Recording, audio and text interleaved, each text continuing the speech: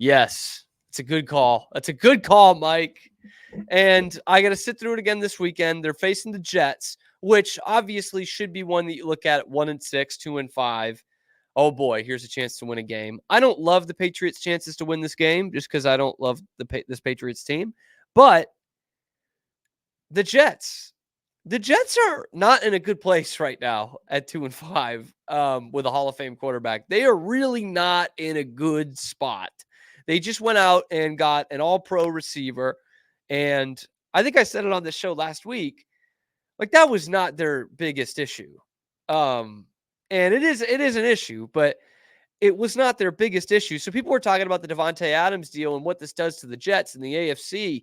And boy, they won this trade deadline that's here in a week or two. And I'm like, I don't know if they did. I don't know that was, I mean, they got better in some respects, sure. Like, adding Devontae Adams will get you better, but it didn't fill the holes necessarily. Yeah, I'm trying to think of like a good analogy for this. It's like for filling holes. It's like you needed a new shower curtain, but also needed Drano. And it's like, well, you got the new shower curtain. Yeah. But the drain's still clogged. Yeah. Yeah. So yeah, it looks better. Or the water's warmer. You fix that issue. Yeah. Because it is a good tangible thing. It makes your shower better. But there's no floor. But yeah, but you're standing in it. That's right. Sure. And that's where the Jets are at right now. And I said before the season, the thing that would derail the Jets, other than injuries, would be if this Aaron Rodgers thing just completely fits the narrative of the Brett Favre season. And honestly, you look at the numbers, and it's looking like the Brett Favre season of 2008 in a lot of respects. Now, obviously, Rodgers is only halfway through the season, but if you're doing kind of the averages here, the completion percentage is actually better for Brett Favre. Their passing yards are about on pace to be the same. Passing yards per attempt are almost exactly the same. The yards per game is just a little bit in Rodgers' favor, but pretty dang close at 217 to 237. The passing touchdowns are going to be about the same. Interceptions probably won't be. Brett Favre in 2008, man, peak Brett Favre in a lot of ways. 22 touchdowns, 22 picks. I don't think Rodgers is going to throw 22 picks, but he has thrown 7 in 7 games. We can hope. Yeah, well, we can't hope. You're exactly right. Which is, worse than his standard over his career, even at age 40. The rating is almost exactly the same. Their rush yards are roughly the same, but I'm not taking that really into account. But I'm going to go ahead and say it's Aaron Rodgers' fault also, the rushing yards. Yes. Yeah. Anyway, Aaron Rodgers. Not a big fan. So he has that huge game against the Patriots. What was that, week 3, Thursday Night Football? He throws for 280 yards and a couple of touchdowns. And my God, like Al Michaels and Kirk Herbstreit, they just couldn't help themselves. They were just falling all over themselves, talking about how great Aaron Rodgers is and how he's so back. And here come the Jets. And I'm like, but the Patriots really stink. I felt like I was the only one saying that. I was like, the Patriots suck. Okay. And I don't know. Brady used to throw for 300 automatically, even at age 40. And as great as this game was, he threw for 280. A couple of touchdowns. They really didn't do much in the second half of that game. I'm like, I don't know, man. I don't know about this. Even in Tampa, he threw for 300. Yes, like every game. It wasn't like it went down. And that's a very good analogy. With a similar arsenal of receivers. It's a very good analogy between him leaving the Patriots and going to Tampa and just rejuvenating the entire team. Yeah, let's look at Brady's age 40 season, which actually was with the Patriots. So let's look at his first season with Tampa. Aaron Rodgers, by the way, Brady came out today and said he made friends with a big mushroom. So I was pretty happy for him. Whew, okay. That's I don't know. That's fantastic for Aaron Rodgers. Stupid. I can believe it. And now is when the internet's going to be very slow when I'm trying to get these numbers for Brady. It is. Yeah. All right, so Brady threw for 4,600 yards and at 290 a game. That's only a little bit more than what you just said about Aaron Rodgers, 280 against the Patriots. That was Aaron Rodgers' best game this season. Yeah. Brady averaged 290 a game through 40 touchdowns to 12 picks. 40 to 12. That's a lot. Rodgers is on pace to throw about 22 touchdowns to 14 picks, 15 picks. Mm-hmm. So, yeah, it's not the same. And I know, comparing him against the best player who's ever played the game could be, disingenuous in a little bit. But we're talking about Aaron Rodgers, who is a top 5 quarterback of all time and who is doing the same thing. Like you pointed out, Mike, he's going to another team. He's got a great arsenal of weapons around him, especially now with Devontae Adams. This is a team that's picked to go to the AFC Championship game by some people and picked by a lot to win this division. And they're 2-5. Like, yeah, we are going to hold Rodgers to that standard because that's what we were expecting. Rodgers has given us a career good enough to expect that. And he usually just goes to the NFC Championship game and loses. He loves waiting to get to the playoffs to lose. But there's something about this Jets thing because now they're 2-5. And you look at the offensive numbers just across the board. It's not good. By the way, last time when we talked about them in week 3, they were a terrible run defense. They have kind of put that together. But the other things they have not. Points per game, they're 24th. Yards per game, 23rd. This is Aaron Rodgers at quarterback. Red zone, they're a little bit better at 17th. 21st in touchdowns per game. Rush play, this is where it gets really bad. Their running game. Their play, the percentage of how many times they run the ball, 30th. Yards per rush, 29th. Rushes per game, 32nd. There's only 32 teams in the league, by the way. Rush yards per game, 31st. Rushing touchdowns per game, 24th. Passing, okay. Their highest passing numbers are passes per game and pass play percentage, which is not, that doesn't say anything really. Completion percentage. Aaron Rodgers at quarterback, 26th in the league at that. 26th in the league. And it's not the offensive line's problem. Only 10th in the league in sack percentage. Whatever. What I think their value is just terrible. They lose the turnover battle all the time. Their run game stinks. They're one of the most penalized teams in the league. They're 29th in the league at penalties. And like it's the same Jets in a ton of ways. There's just no discipline. You fired the head coach earlier than anyone else in the season, and it still hasn't corrected itself. This Jets team is a mess. That doesn't mean they're not going to beat the Patriots in Foxborough on Sunday, but they're a mess, dude. And by the way, their pass defense is actually pretty darn good. So I don't expect a 300-yard game from Drake May. But if he does, boy, golly, look out. I will be insufferable. But this Jets team is a mess. And so are the Patriots. Don't get me wrong. But I have been pleasantly surprised at the dip of the Jets because I thought they were the team to win the division coming into this year. And especially when Tua got hurt, I was like, okay, it's Jets division, man. They've got the pieces. Buffalo lost too many of their weapons. They had some injuries on defense. My guy, Terrell Bernard, was out for a couple of weeks. And nope, it's still Buffalo's division. It's not nearly the best division in football like we thought it was going to be. In fact, it's one of the worst with the Jets at 2-5 and the Dolphins still trying to figure it out and bringing Tua back. But down at the bottom of that is the Patriots. And we've been killing them the last couple of weeks. Ownership, coaching staff, the attitude of these players.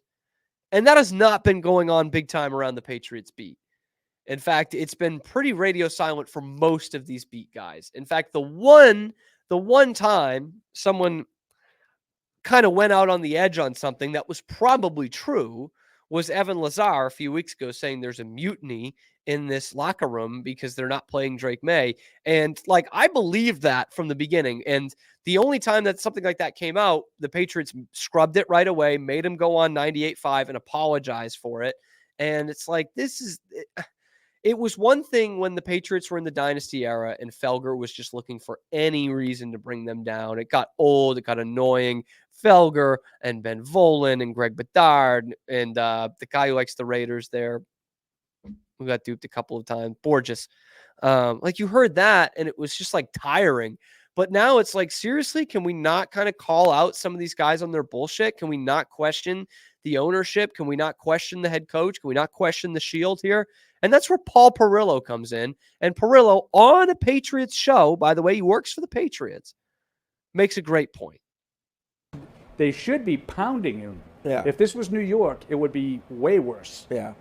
But there's too many here that just want to be covering the Patriots and put that on their resume. Well, that's true, but put it on there. To your point, that's how they're getting clicks. Yeah. They're on Twitter telling everybody, I cover the Patriots. See my avatar with me talking to Tom Brady? Like that's the identity for half of these people.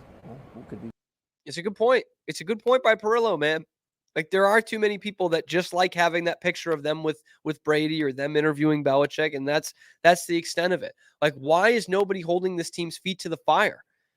You know, I mean, he's right, dude. In other markets, especially with New York this year with the Jets and the way the Patriots have been in the past, or the Boston market has been in the past, like these guys should be getting killed in the media. They should just be getting dragged through the coals, and they're not. It's like we're just okay with 1-6 because the rookie quarterback might be good. It's like that's not what this town used to be in terms of a media landscape. There should be some criticism for this coach, for this owner, for this GM.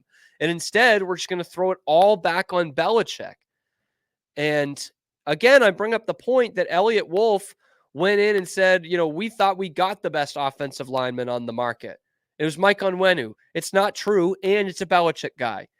You re-signed Jennings. You re-signed Uche. You re-signed Peppers. You re-signed Duggar. These are all guys drafted by Belichick. So instead of holding these guys' feet to the fire, instead of criticizing this regime, we throw it all back on the old regime and look how bad it was. Look how bare the cupboard was that they left us. And it's like, well, you kept those spices in the cupboard, man. You kept them here. Your wife was about to throw them out, and you said, no, keep them in there. And now it's like, but this broad my wife who went and did the groceries keeps all this old stuff in here. It's crap. I don't even want it. It's like, what are we doing here? What are we doing with this organization? I don't expect them to win on Sunday. It's possible, though, with how bad the Jets are. The Jets are 2-5 on the year. I want to go back to this. They're 2-5 on the year. You know who their 2 wins are against? I think you have a good idea. Oh, I do know one. They've beaten the New England Patriots and the Tennessee Titans. There are 4 teams with a worse record than the Jets this year. They've beaten 2 of them. They're closer to 0-7 than they are to 4-3 or 5-2. They're closer to 0-7 than almost any team in the league that's not 0-7, of which there are none, by the way. It's really not a good situation. They're the worst kicking team in the league. And they went out and got an all-pro receiver. Worst kicking team in the league, Mike. Yeah. Just not even close. That's They're a weird 62% of field goal percentage. That's a weird stat. That's bad. We're the worst kicking because team it should be such an easy thing to kind of correct. And I've seen some bad Patriots kicking the last few years. Chad Ryland would like a word. But there's always one of those guys out there. In fact, former Jet that the Patriots have for years, Nick Folk.